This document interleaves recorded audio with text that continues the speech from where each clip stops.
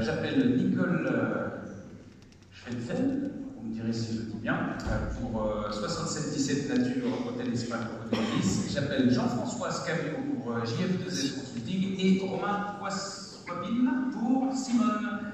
Venez me rejoindre sur scène, s'il vous plaît.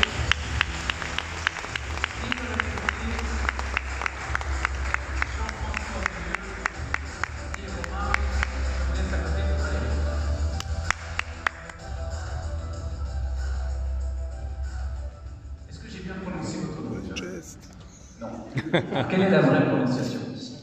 Schwetzel. Est-ce que ça va mieux comme ça?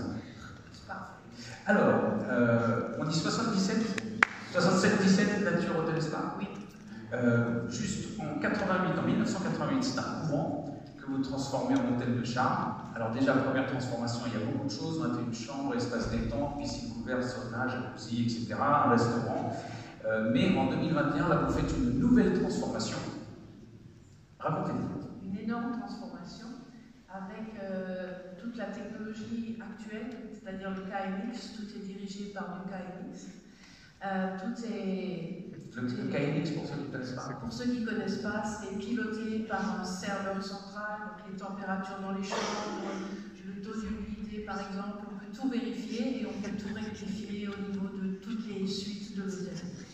C'est splendide. J'imagine. Il fait tout pour nous. Autre chose sur cette transformation? L'autre transformation, c'est réussir en fait sur un site qui est au pied du Mont Saint-Odile à avoir un bâtiment, comme vous le voyez, extrêmement moderne, blanc, avec des énormes baies vitrées qui nous donnent cette vue sur la nature qui est omniprésente. Et c'était surtout ça le défi, avoir des ouvertures maximales, à croire qu'on est en symbiose avec cette nature qui nous entoure. C'est magnifique. J'ai une dernière question. Est-ce que vous faites gagner des séjours chez vous? Oui. Ah, on en parle tout à l'heure. Il y a déjà des mains qui se lèvent, je vois. Applaudissements, merci beaucoup. Alors, Jean-François, JF2S Consulting, une société de consulting, mais qui travaille pour les métiers de la métallurgie. Principalement, vous organisez des ateliers, des séminaires, des séances de coaching, des conférences annuelles. Qu'est-ce que vous apportez à ces métiers et quel est votre objectif? Alors, à ces métiers, la première chose, c'est sûrement pourquoi on le fait. Pourquoi vous le faites? Parce que, en fait, c'est qu'on a un métier de la métallurgie. Si on regarde depuis 1990, les entreprises sont passées de 7000 à 2000 et quelques. Et dans la fonderie en particulier, donc qui est ma spécialité, c'était de 700 à 400 entreprises. Et mon papa était ouvrier dans la fonderie, et malheureusement la fonderie a fermé, parce qu'il manquait certaines petites choses pour gagner des nouveaux marchés, des choses comme ça. Et depuis ce moment-là, parce que j'ai bossé dans les fonderies, moi à l'époque, pendant qu'elle est à la plage, moi j'allais dans le sable, mais le sable de la fonderie c'était différent.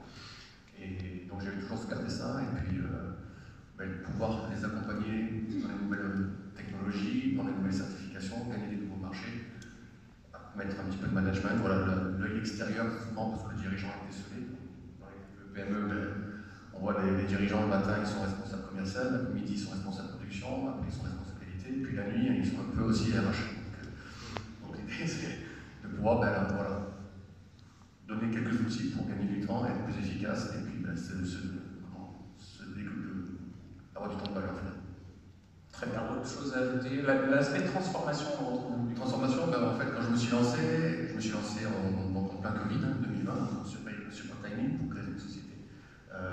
J'avais plusieurs cartes, donc j'avais la carte qualité, fonderie, et puis là, je me suis transformé, donc j'ai vraiment une seule offre globale premium qui prend tous ces projets. Là, j'ai un petit. On parlait du Made in France, d'ailleurs, je travaille juste à côté de Christelle, j'ai un client qui est juste en face, donc je le passe devant tous les jours. Donc ça, c'est pendant le Covid, justement, des petits disques de fonte comme ça, il n'y en avait plus dans les anciennes de sport.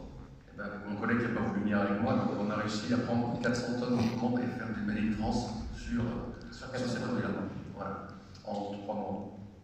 C'est ça. Donc, applaudissements pour vous et pour votre collègue.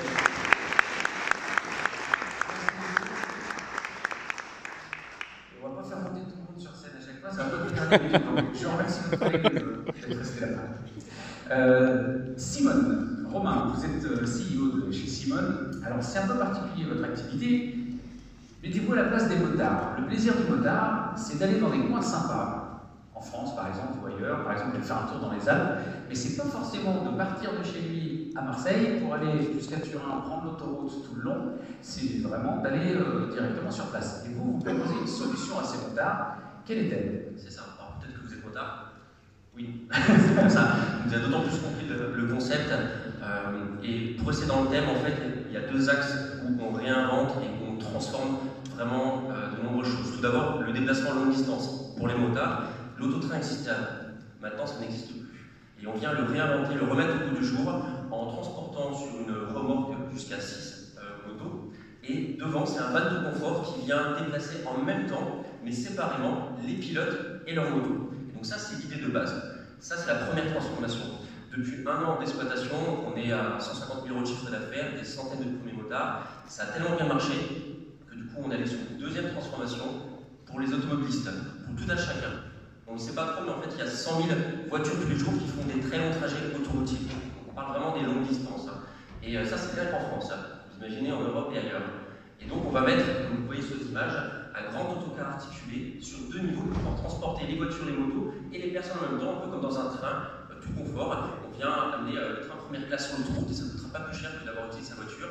Et comme aujourd'hui avec les motards, ce sont des trajets qui seront décarbonés, plus sécurisés et surtout pour valoriser son temps et arrêter de perdre derrière son volant ou son guidon.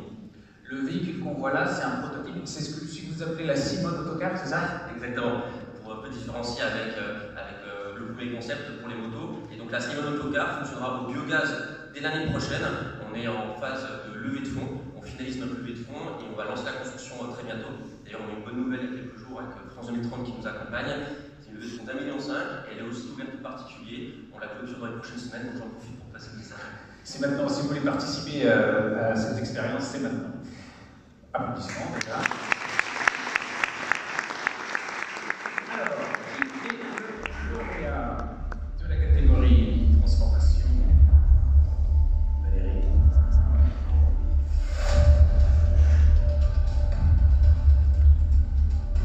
Le lauréat de la région Est de la catégorie transformation est l'entreprise Simone.